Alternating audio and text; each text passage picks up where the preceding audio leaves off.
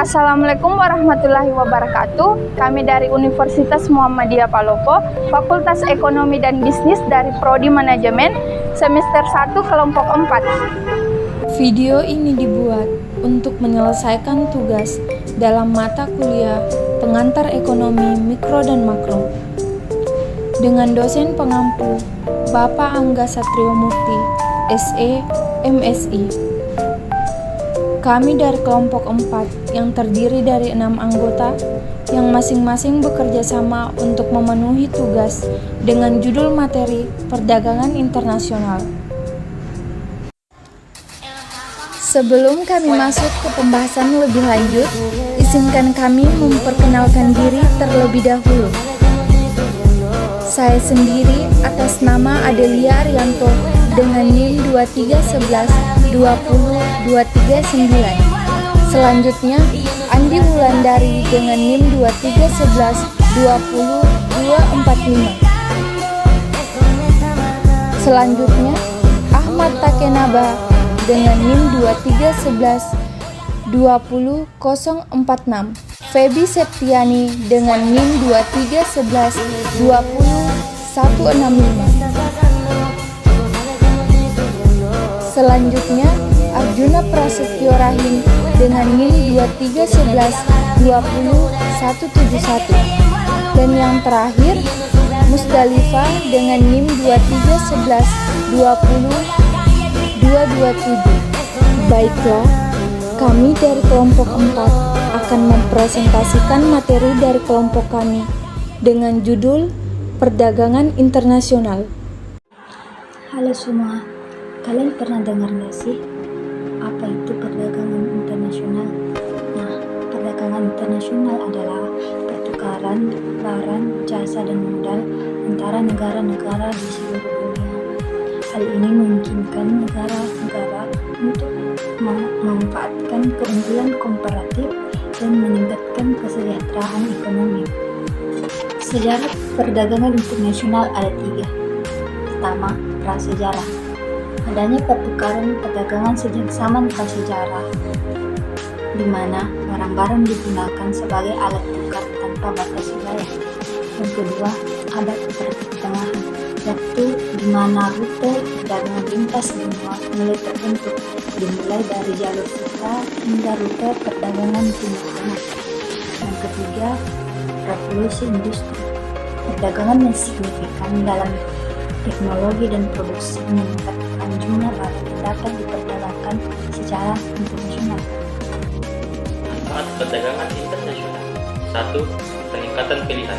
Perdagangan internasional membuka akses terhadap berbagai produk dan jasa dari berbagai negara, memperluas pilihan konsumen. 2. Peningkatan kesejahteraan.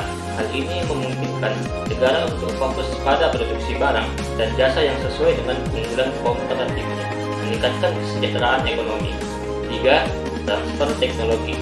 Perdagangan internasional memungkinkan transfer teknologi dan pengetahuan antara negara, memfasilitasi inovasi dan perkembangan ekonomi. Prinsip-prinsip perdagangan internasional. 1. Adil dan transparan.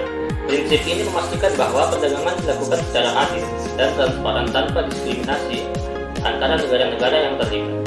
2. Menjunjung tinggi kesepakatan. Prinsip ini melibatkan penghormatan terhadap kesepakatan perdagangan yang telah disepakati, menciptakan stabilitas dalam perdagangan internasional. 3. Perlindungan lingkungan dan kesehatan. Prinsip ini mendorong perdagangan yang tidak merusak lingkungan dan kesehatan masyarakat, memberikan perhatian pada keberlanjutan. Jenis-jenis perdagangan internasional. 1. Perdagangan barang. Perdagangan barang fisik antara negara-negara meliputi produk-produk manufaktur dan bahan mentah. 2. Perdagangan jasa. Pertukaran jasa antara negara-negara termasuk jasa keuangan, pariwisata, transportasi, dan telekomunikasi.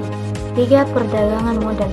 Investasi langsung, portofolio, dan pinjaman antara negara-negara membentuk arus modal internasional.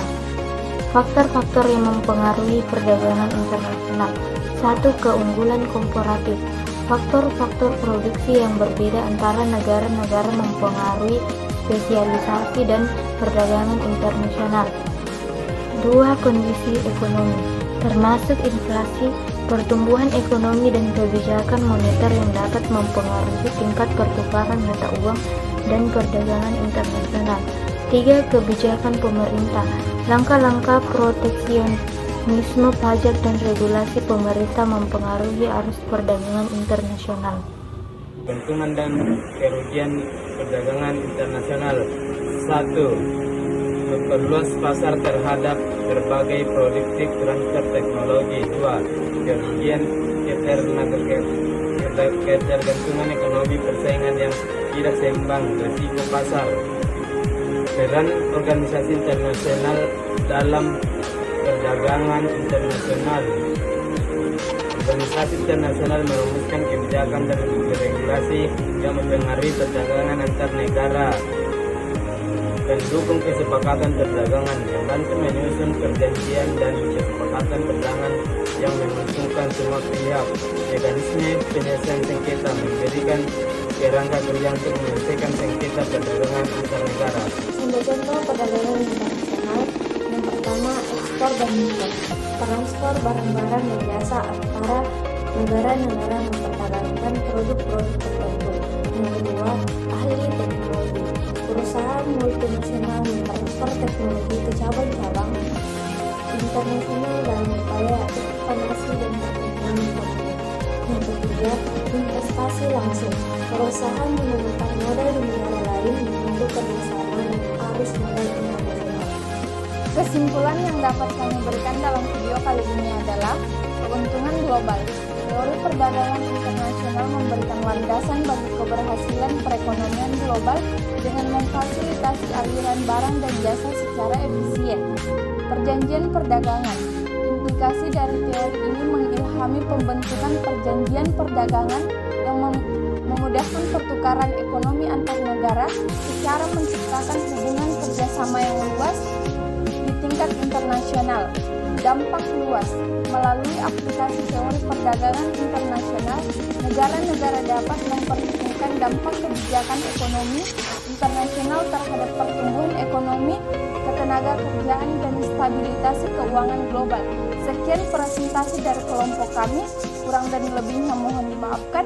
Assalamualaikum warahmatullahi wabarakatuh.